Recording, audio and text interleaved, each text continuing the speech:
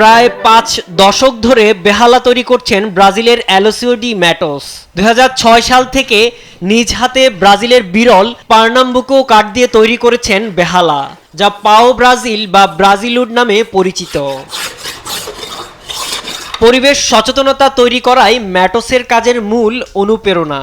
শুধু তাই নয়, এ মূল্যবান গাছ সংরক্ষণে নিজেই কাজ করছেন এবং নিজের জমিতেই এ গাছ লাগিয়েছেন।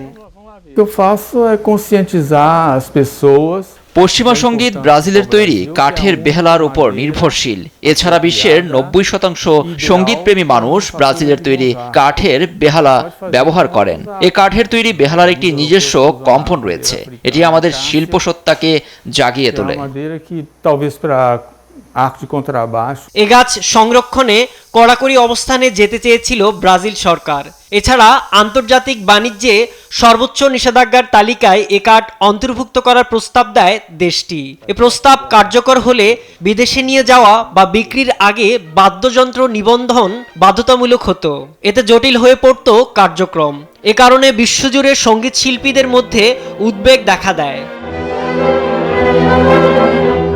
গেল 5 ডিসেম্বর বন্যপ্রাণী ও উদ্ভিদ সংরক্ষণ বিষয়ক আন্তর্জাতিক চুক্তির 185টি সদস্য দেশ ব্রাজিল সরকারের প্রস্তাবের পক্ষে সমর্থন জানায়। এতে অনিশ্চিত হয়ে পড়ে ব্রাজিলিয়ান কাঠের তৈরি বেহালা ব্যবহারের বিষয়টি। তবে যুক্তরাজ্যের musicians union, league of American orchestra সহ বিভিন্ন সংস্থা এবং প্রতিষ্ঠানের সঙ্গে ব্রাজিলিয়ান সরকারের আলোচনার পর আসে স্বস্তির সিদ্ধান্ত।